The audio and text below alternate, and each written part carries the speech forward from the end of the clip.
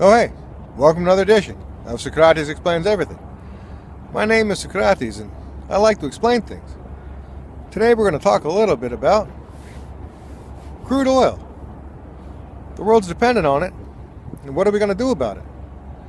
You know, we're facing an existential worldwide environmental crisis brought on pretty much about using too much crude oil and other fossil fuels like coal.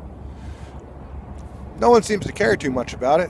I mean, sure, there's a bit of a discussion and we should do something, but since it won't really kick in until probably after I'm dead, I can understand why people aren't all that concerned.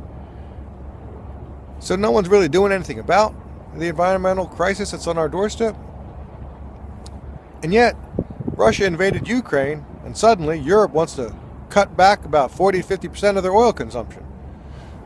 It may not be for the best reason, or the most logical reason, but in the end, the same place. You know, we need to cut fossil fuel consumption. So I think it's a good thing. The problem is, how do you do it? Well, the first thing I think is that the Germans should probably turn back on those nuclear power plants. I'm not at all in favor of nuclear power. I don't think it's green energy. I think it's black energy. It creates a poisonous waste product that lasts longer than human society has existed up to this point. It's pretty filled with hubris and self-pride to think that someone is going to take care of your garbage for 10,000 to 200,000 years. That's not environment or capitalistically logical either. How can you possibly be worth the money to generate power that's going to take 10,000 years at least to store that stuff? It doesn't make sense economically, except other people have to pay your bills, I guess. So in the end, we need to increase our renewables. And, you know, Elon Musk's Tesla's come up with a battery, the gigapack and these megapack batteries, as a way of balancing out renewables. Because the problem with renewables is sometimes the sun doesn't shine.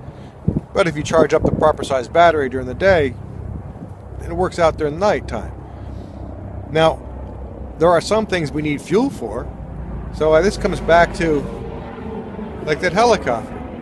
It needs kerosene, or avgas, basically.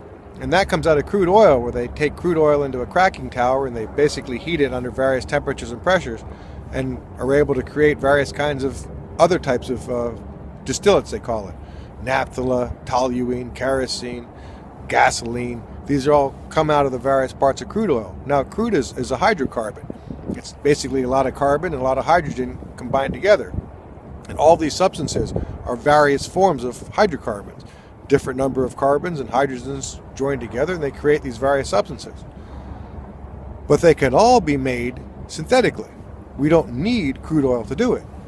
If we bump up our electrical inputs from the form of renewables, solar, wind, and tidal, and the batteries to store it, eventually we'll end up with a bit more electrical power than we can use or need.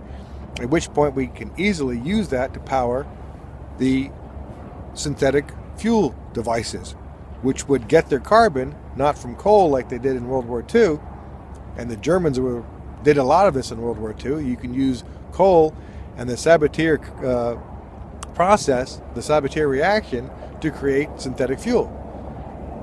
Instead of coal, suck the carbon out of the atmosphere, which we do have the machines for.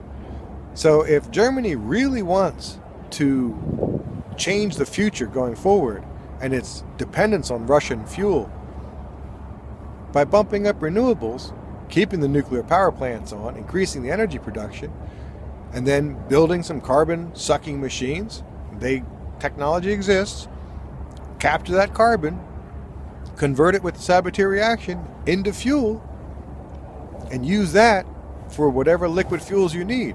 I just came across the eye on an electric ferry.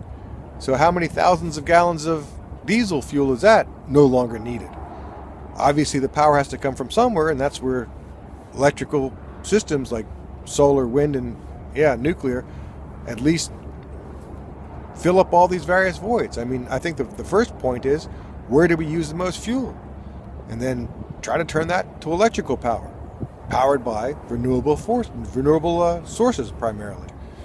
This is a great opportunity to do what we should have been doing anyway, which is saving the planet for people's children and grandchildren. You know, 56 I'm not all that concerned about it. I expect to see the horrors of climate change during my life, but I don't think it'll be nearly as bad for me as it's going to be, for my nephews and all the people who are young. So war is a horrible thing and the dumbest thing possible to do at the moment with the climate the way it is, but it's a great opportunity. If we can use this to force us off fossil fuels, take all the power out of certain fairly corrupted parts of the world, I think it'd be better for all humanity. So, every dark day is a silver lining, and maybe this would be a way to at least keep us from destroying the planet. Better than a war. Anyway, I'm just putting it out there.